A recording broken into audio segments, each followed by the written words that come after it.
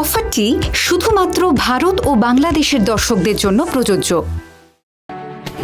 সে না হয় মানলাম যে তুই সত্যি কথা বলছিস, কিন্তু সুন্দরী, কোন সংসারে অশান্তি হয় না বলতো? এই যে তোর মামির সাথে আমার এত ভালো সম্পর্ক, সেখানে তো অশান্তি হচ্ছে। দুটো মানুষ একসাথে কোনো সংসারে থাকতে গেলে ঠুকঠাক তো লাগবেই। তাই বলে তুই বাড়ি ছেড়ে বেরিয়ে যাবি, এটা কিন্তু তুই ঠিক করলি না। না, তুই তুই আমাদের বলতে পারতিস, আমাকে বলতে পারতিস কি অসুবিধে, তোর ঠাম্মিকে বলতে পারতিস কি অসুবিধে।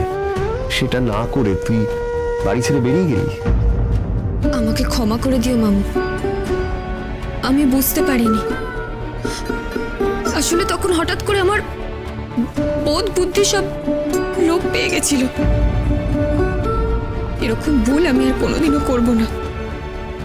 সত্যি বলছিস? হ্যাঁ মামু, আমি তোমাকে কথা দিচ্ছি, আমাদের মধ্যে যাই অশান্তি হোক না কেন, আমি কোনোদিনও বাড়ি ছেড়ে কোথাও যাব না। আর কিছু হলে তুই আমাদের জানাবি, এই কথাটাও তোকে দিতে হবে। হ্যাঁ, আমি তোমাদেরকে জানাবো। আমাকে ছুঁয়ে কথা দে তাহলে। হ্যাঁ মামু, আমি তোমাকে ছুঁয়ে কথা দিলাম, এরকম বড় ভুল আমি আর কোনোদিনও করব না। আমাদের মধ্যে যাই হয়ে যাক না কেন, আমি সবার আগে তোমাদেরকে জানাবো। তারপর তোমরা যা সিদ্ধান্ত নেবে আমি তাই মেনে নেব। এই তো আমার সোনা মেয়ে, এখন যা চটপট করে ওই লুচিটা ভেজে ফেল, খুব খিদে পেয়েছে, আমি হাত মুখ ধুয়ে আসছি। হ্যাঁ তুমি যাও, আমি খাবারটা ঘরে নিয়ে যাচ্ছি।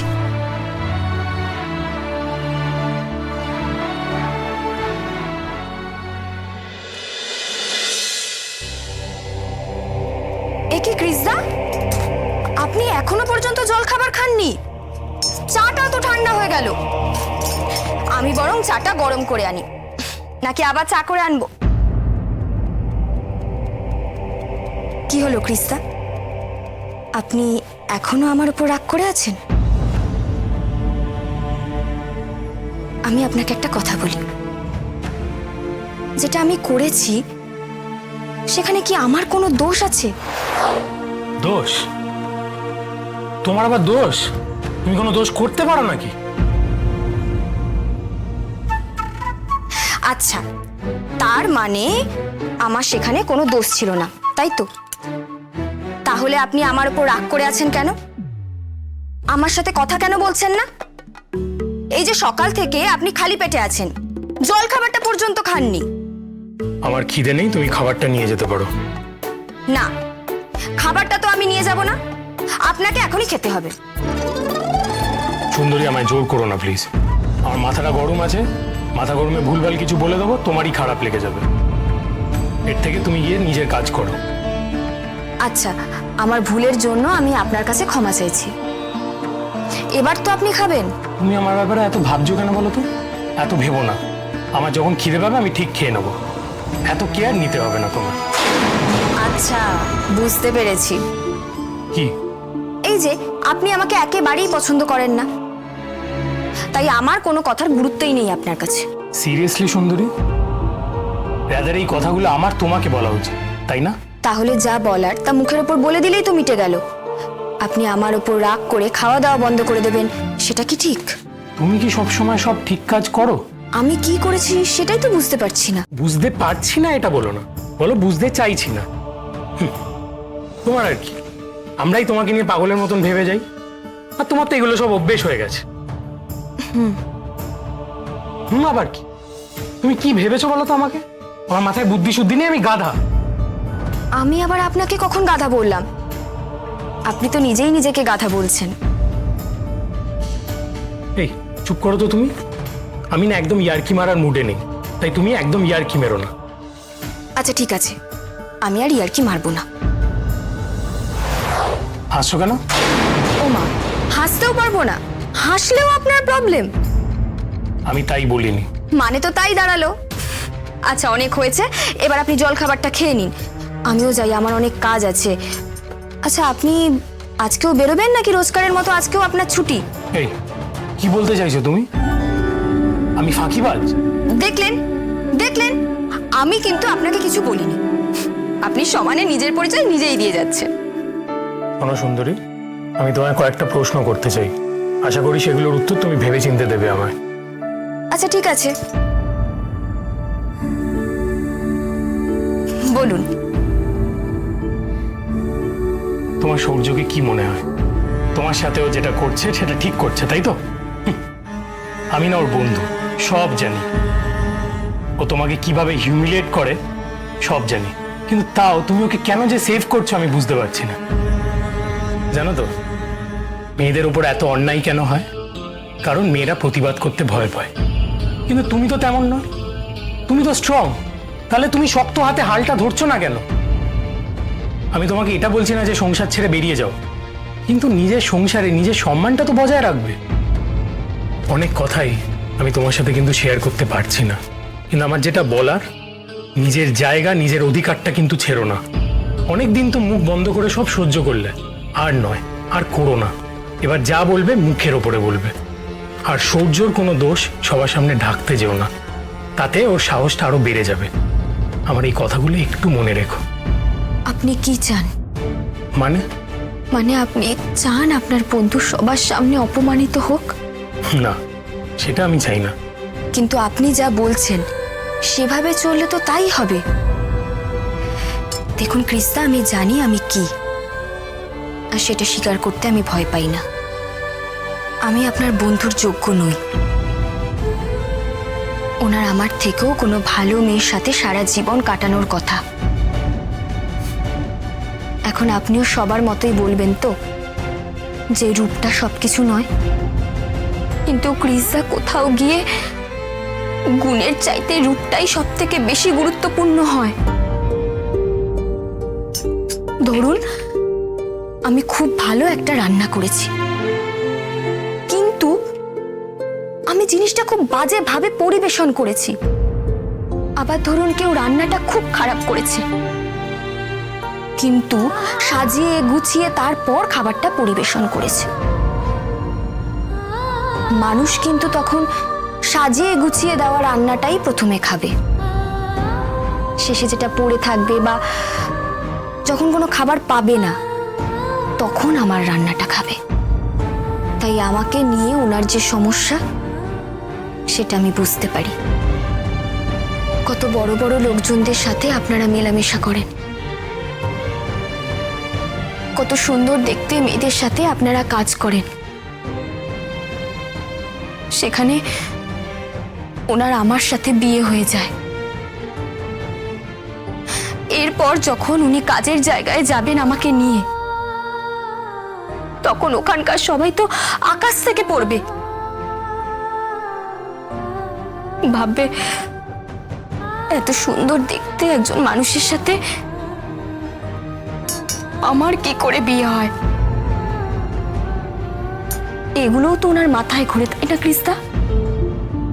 সবাই জানে ওনার বিয়ে হয়ে গেছে। উনি হয়তো আমাকে ডাকতেও চান, কিন্তু লজ্জায় ডাকতে পারেন না। এটাও তো একটা ক্ষোভ, এটাও তো একটা কষ্টের জায়গা কৃষ্ণা। কৃষ্ণা, বিচার যখন করব তখন দুদিকের হয়েই বিচার করাটা উচিত। শুধু শুধু নিজেকে আমি সবার সামনে ভালো সাজিয়ে ওনাকে আসামির কাঠগড়ায় তুলে দেব, এটাও তো ঠিক নয়, তাই না? হ্যাঁ, কথাটা তুমি ঠিকই বলেছ। আসলে আপনি এতটা ভেবে দেখেননি, তাই তো? আমি বুঝতে পেরেছি কৃষ্ণা। আসলে আপনি আমাকে নিজের বোনের মতো দেখেন, তাই দাদা হিসেবে আপনাকে এই সব কিছু কষ্ট দিচ্ছে।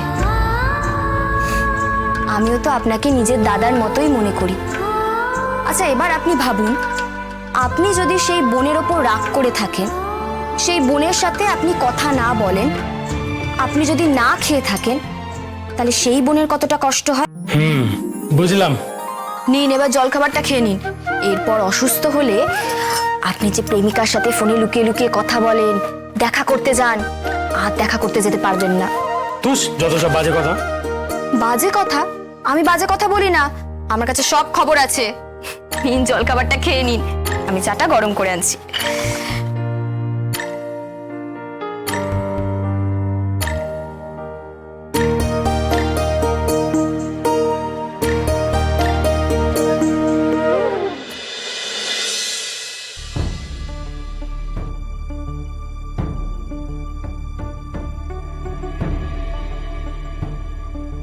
বাবা, আমার তোমার সাথে কিছু কথা ছিল। কি কথা বল। বাবা, আমার মনে হয় সুন্দরীকে আমাদের সাথে নিয়ে যাওয়া উচিত। আমাদের সাথে নিয়ে যাওয়া উচিত? কোথায়? গ্রামে। কেন গ্রামে নিয়ে যাবো কেন? আসলে সুন্দরী তো রাগ করে হোস্টেলে চলে গিয়েছিল, সবে ফিরেছে। আর ওর মনের ওপর দিয়ে নিশ্চয়ই এমন কোনো ঝড় চলেছে যার জন্য এরকম একটা সিদ্ধান্ত নিতে বাধ্য হয়েছিল। ও আসার পর আমি ওকে অনেকবার জিজ্ঞাসা করেছি যে তোর কি হয়েছিল বল, তুই কেন এরকম করলি, কিন্তু না, ও একবারের জন্য আমায় কিচ্ছু বললো না। আমার কি মনে হয় বলো তো বাবা, এখানে ও সবার মধ্যে আছে তো, তারপর মামু আছে, সেই জন্য ও কাউকে কিচ্ছু বলতে পারছে না। তাই মনে হয় ওকে গ্রামে নিয়ে যাওয়াই ভালো। গ্রামটা তো ওর নিজের জায়গা, ও ওখানে গেলে একটু স্বস্তি পাবে। গ্রামে গেলে সবার সাথে মিশলে, কথা বললে, কথায় কথায় ও ঠিক আসল সত্যি কথাটা বলে দেবে। কথাটা তুই মন্দ বলিসনি। আর তাছাড়া ওখানে তো দিদুন আছে, দিদুনের সাথেও কিছুদিন না হয় সময় কাটিয়ে আসবে। আর আমি জানি দিদুন কথায় কথায় ঠিক ওর পেট থেকে কথা বার করে নেবে। তাই সব থেকে ভালো হবে আমরা যদি এখন ওকে নিয়ে চলে যাই। কে কাকে কোথায় নিয়ে যাওয়ার কথা হচ্ছে? সুন্দরীকে নিয়ে গ্রামে চলে যাওয়ার কথা হচ্ছে। সুন্দরীকে গ্রামে কেন নিয়ে যাবি? দেখো এখানে যা হলো, তারপর আমার মনে হয় না যে সুন্দরীর আর এখানে থাকা উচিত। কি কি বলছিসটা কি? জামাইবাবু, ওর কোনো কথায় কান দেবেন না, ওর মাথায় কোনো বুদ্ধি নেই। হ্যাঁ, আমার মাথায় তো কোনো বুদ্ধি নেই, তোমার মাথায় প্রচুর বুদ্ধি আছে। তুমি দেখতে পাচ্ছ না যে সুন্দরী এখানে আসার পর থেকে কারুর সাথে কোনো কথা বলছে না, কাউকে কিচ্ছু বলছে না। তাই আমরা ঠিক করেছি সুন্দরীকে নিয়ে গ্রামে চলে যাব। গ্রামে গেলে সবার সাথে থাকলে সবাই ওকে চেপে ধরলে ও ঠিক সত্যিটা বলবে। এই তুই সুন্দরীকে চিনলি? সুন্দরীর যদি কিছু বলার থাকতো এখানেই বলতো, আলাদা করে কোথাও গিয়েও কিছু বলবে না। আর আমার মাথায় এটা ঢুকছে না যে তোরা এই বিষয়টা নিয়ে এত ভাবছিস কেন। সংসারে তো এরকম অশান্তি লেগেই থাকে। আর জামাইবাবু, আমার কোথাও মনে হয় ওদের দুজনকে এবার ওদের মতন করে ছেড়ে দেওয়া উচিত। দেখুন, আমরা বিয়ের পর থেকে অনেক বিষয় আমরা ইন্টারফিয়ার করেছি। আমার মনে হয় প্রত্যেকটা মানুষের কিন্তু একটা পার্সোনাল স্পেস দরকার, তাই না? তোমার কি মনে হয় আমরা কি সবার সব ব্যাপারে নাক গলাই? শোন, এই কথাটা আমি মোটেও বলিনি। মালিনী, তুই না এখান থেকে যা। বড়রা কথা বলছে তো, তোর এখানে না থাকলেও চলবে। বড়রা কথা বলছে, এখন তোর এখানে থাকার কোনো দরকার নেই। কে বড়? তুমি? তুমি ওই হাতে পায়েই বড় হয়েছো, আসলে তোমার মাথায় কোনো বুদ্ধি নেই। মালিনী, এবার কিন্তু বাড়াবাড়ি হচ্ছে। মালিনী চুপ কর। বেশ হয়েছে। জামাইবাবু, একটা কথা বলার ছিল। বলো বাবা। আমি আপনাকে কথা দিচ্ছি যে 1 মাসের মধ্যে আমি একটা নতুন বাড়ি ওদের দেখে দেবো। আর যদি না দেখে দিতে পারি, আমার নাম আপনি বদলে দেবেন। ওই তো নাম, সেটা নাকি আবার বদল করবে? মালিনী, এটা কিন্তু একদম ঠিক হচ্ছে না। মালিনী। জামাইবাবু, আপনি আমার উপর একটু ভরসা রাখুন। আমার মন বলছে যে ওরা নতুন বাড়িতে শিফট করলেই ওদের সব প্রবলেম সলভ হয়ে যাবে। আপনার যদি গ্রামে যাওয়ার হয় আপনি নিশ্চিন্তে যেতে পারেন, এদিকটা পুরো আমি সামলে নেব। ঠিক আছে, তাই হবে। তোমার কথার উপর ভরসা করে আমি সুন্দরীকে রেখে যাচ্ছি, কিন্তু পরে যদি কোনো গন্ডগোল হয় আমি কিন্তু তোমাকেই ধরবো। না না, কোনো গন্ডগোল হবে না, আপনি নিশ্চিন্তে যান। তোমার কথাটা আমার মাথায় থাকবে।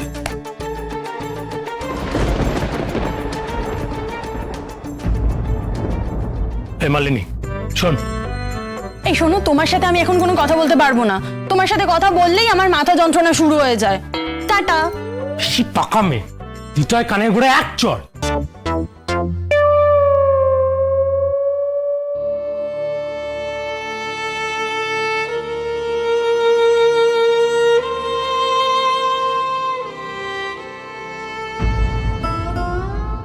সুন্দরী, হ্যাঁ বলুন। তোমার সাথে আমার কিছু কথা ছিল। দেখি, তুমি কাঁদছো কেন? না মানে আমার জন্য সবাই কষ্ট পেয়েছে, আমার ঠাম্মি অসুস্থ হয়ে পড়েছে, এই সব কিছুই ভাবছিলাম, তাই আর কি। দেখো, এতে তোমার দোষ কি আছে? তোমার তো কোনো দোষ নেই। আমার জন্যই এই সব কিছু হয়েছে আর আপনি বলছেন এতে আমার কোনো দোষ নেই? হ্যাঁ, তুমি চলে গেছো বলে হয়েছে, কিন্তু তুমি তো আর নিজের ইচ্ছায় চলে যাওনি। আমি তোমাকে চলে যেতে বাধ্য করেছিলাম। না, তেমনটা কিন্তু নয়। আমি আসলে নিজের পায়ে দাঁড়াতে চেয়েছিলাম, আর আমি তো বুঝি যে আপনি আমাকে ভালোবাসেন না, তাই এই সম্পর্কটা থেকে আমি আপনাকে মুক্তি দিতে চেয়েছি। চাইলে কি মুক্তি দেওয়া যায়? আর সত্যি কথা বলতে, আমি মুক্তি চাই না।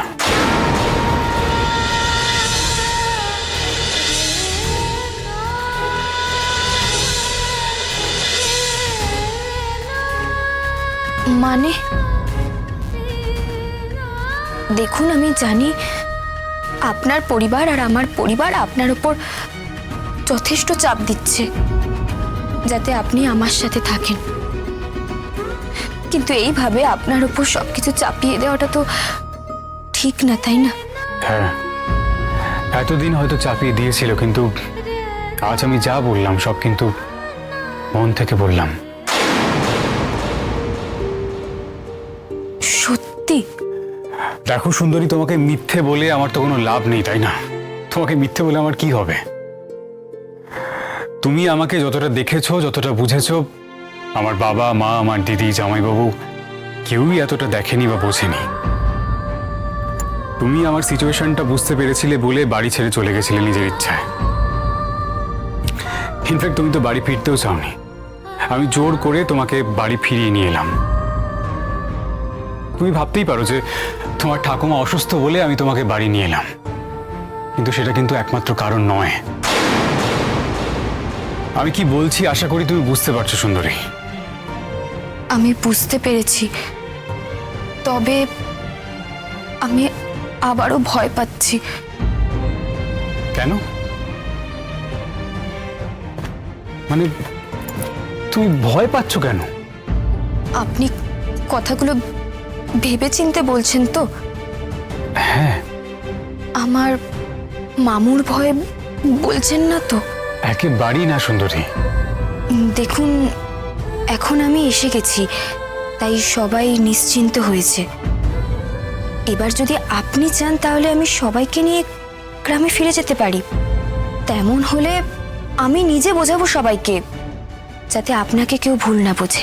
দেখো সুন্দরী, আমি কিন্তু সত্যিই চাই না তুমি গ্রামের বাড়িতে ফিরে যাও। তুমি হয়তো আমাকে সন্দেহ করছো, আমাকে বিশ্বাস করতে চাইছো না, কিন্তু বিশ্বাস করো, আমি যা বলছি আমি সব মন থেকে বলছি। দেখো, প্রত্যেকেরই বিয়ে নিয়ে, তার লাইফ পার্টনার নিয়ে অনেক স্বপ্ন থাকে, আমারও ছিল, কিন্তু হঠাৎ করে এমন একটা ঘটনা ঘটে গেল, আমার সবকিছু গুলিয়ে গেল।